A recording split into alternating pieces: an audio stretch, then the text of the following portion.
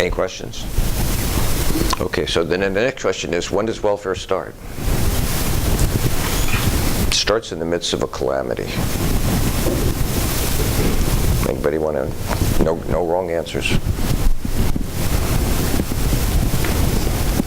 Okay, well, it starts during the Great Depression. What happens during the Great Depression starts in well, let me start it this way. World War I ends, and to the victor belongs the spoils.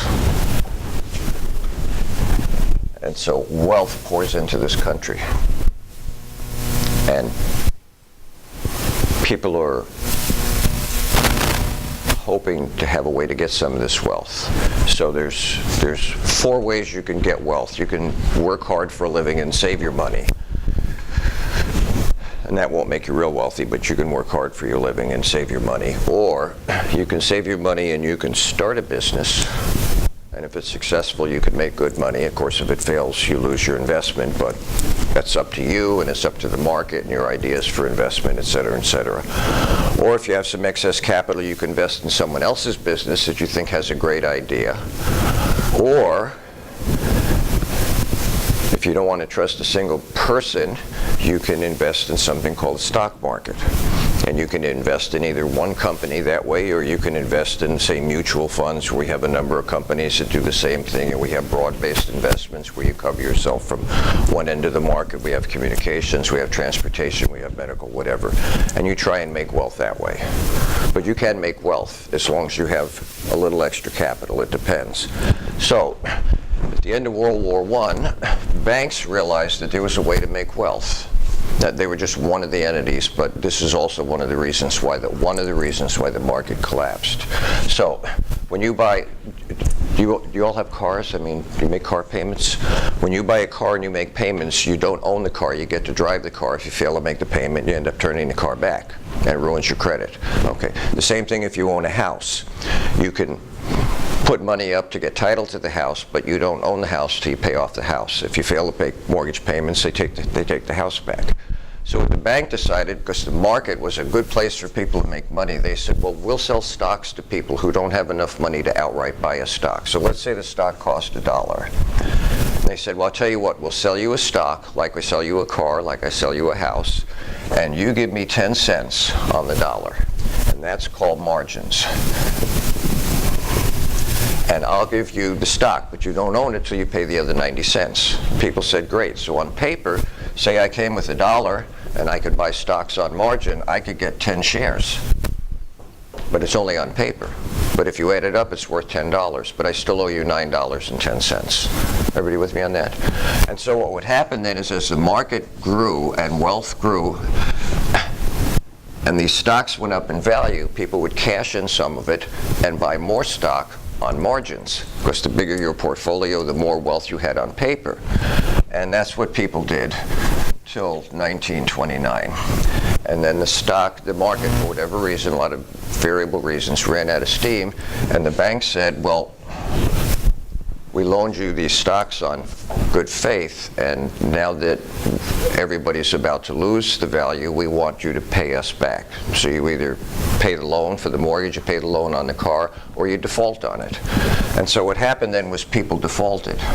They couldn't pay it, because they hadn't been bothering to sell enough to pay the full value they owed. They just kept buying more and more, so they went further and further and further into debt. It looked like they were worth a lot of money on paper, but truth is they were in debt.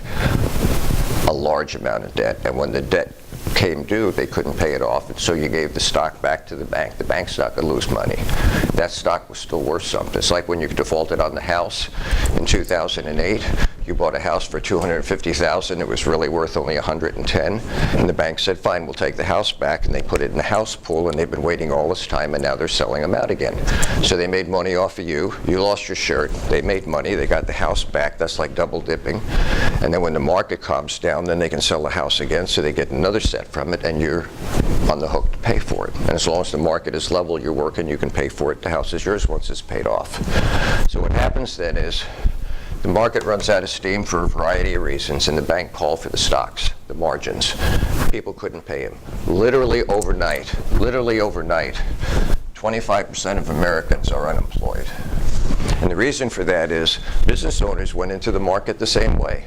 And when the bank called for the margins, they had to sell their businesses to try and pay their debt.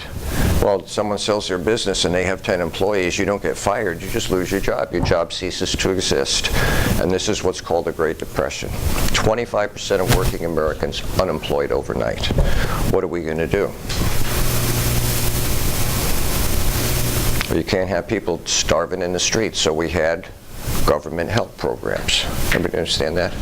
So the government got into the job business, the TVA, the Tennessee Valley Association. They needed electricity, so what the government did is, and this is the first time, by the way, the workforce is only almost exclusively male. Women are not in the workplace yet.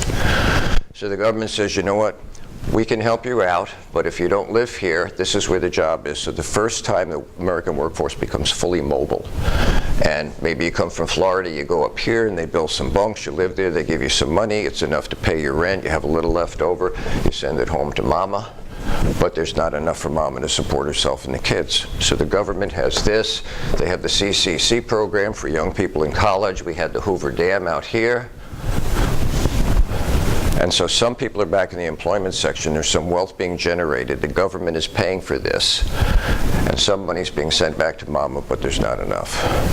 So the government says, okay, what we're going to do then is we're going to supplement income. Because you can't have people starving. This is the beginning of Social Security. We're going to supplement income. We're going to give people a helping hand, but there are going to be restrictions and requirements on it. Everybody understand that? So welfare starts as a helping hand. So you're starving, I'll feed you a fish, but I'm going to require you to learn how to fish, because eventually you're going to fish for yourself. And if you're successful in fishing for yourself, you can help other people fish, you get a family, you fish more, you get more food for the family, etc. Does everybody follow what's going on here? Okay. Now you also have to understand the government also learned its lesson, sort of. It realized what happened was this. There's two kinds of banks in this country. There's commercial banks and investment banking. Commercial banks are not allowed to make a lot of money from your money, but they are allowed to make money. They have to turn the lights on, they have to pay the tellers, they have certain things. So this is low risk. So when you go to a commercial bank and you put your money in there, they're allowed to risk your money to a certain small degree to make money so they can pay to stay open and to make enough money so they can grow as a business as well. Used to be back in the day, I think we insured your account for $100,000, FDIC, Federal Deposit Insurance Commission. Now it's up to $250,000. Investment banks are designed to take risk, and when you go into investment banking, you understand that. You could lose your shirt. If you don't want to lose your shirt, don't give your shirt to someone else who might be able to lose it for you. And you're supposed to do what we call due diligence, check everything out, etc., etc., etc. Well, if you go in here and you realize there's a risk, you can't complain if you lose everything, because that's known to go in. The government realized that what was going on was the commercial banks were the ones who were getting into risk as well, high risk, and this is how people lost their shirts during or just before the Great Depression. So what they do is they pass this law called the Glass-Steagall Act. What that does is it makes a separation between commercial and investment banking. There was no separation. People didn't know that. If you've never been involved in trying to accrue wealth, you have no idea what the rules of the game are. And the rules are real small. So I'll bring some notes up for you when I get done with the next part of the lecture. This is undone, I think, in 1999, and this is one of the two roots that create the housing crisis in 2008. Commercial banks aren't selling stock now, they're selling mortgages. And they collapsed the industry. I have a brother work for Chase Manhattan Bank, way up there. Very interesting conversation. In fact, when I started doing taxes for Block, I ran into a guy who was a mortgage guy with Bank of America. I'm not blaming them. They were all part of it. And he came to work for Block. And I said, so while we have a break, how'd you guys do it? And he says, how'd we do what? And I said, how'd you collapse the market? And he says, the government required that we sell houses to people. We wanted the American dream. Everybody owned a house. And they said they'd back us up with mortgages. They'd take care of our mortgages for us. I said, okay, so how does it work? And he says, someone would come in and say, I want to buy a home. And I said, yeah. And he says, and we'd say, give me a number. And I said, give me a number. And he says, yeah, tell me what you think you can pay, because the government is backing it up. And I'll show all of this to you on the notes. And so they give him a number. I said, that was it? That was the due diligence? No paycheck, no he says, the government required that we. So we put people in housing that couldn't afford it. It's like when you go to a car dealer and they put you in a $600 a month payment and you can afford $185. You're destined to fail. So the system was destined to fail. I'll explain that to you. But I'm not doing this politically. I want you to understand the economics of this. Because on Wednesday we're going to talk about capitalism and socialism economically, not politically. So any questions so far about how we get to welfare? The market collapses, creates a crisis for 25% of the people in the country. You can't let your people starve. So we decide to assist people. It's not a handout. We decide to assist people. Okay. So this is the nuts and bolts now, people. And look, this is kind of simplistic. I don't want to go into great detail. If you want detail, Professor Prey teaches economics. Take economics from her. She'd be glad to explain it to you. So, President Franklin Roosevelt, 1935, and these are, you have to understand these numbers, these acronyms, okay? AFDC, Aid for Families of Dependent Children, provide job training for welfare recipients. A 2-year limit on the time they could spend on welfare. If at the end of 2 years a welfare recipient could not find a job in the private sector, she would have to accept a community service job from the government or she would be left to her own devices. Aimed at females because men are supposedly out in the workforce sending home money, not enough to supplement the family, so the government's going to supplement the family until the economy bounces back. So originally welfare is a 2-year program training people to work for themselves.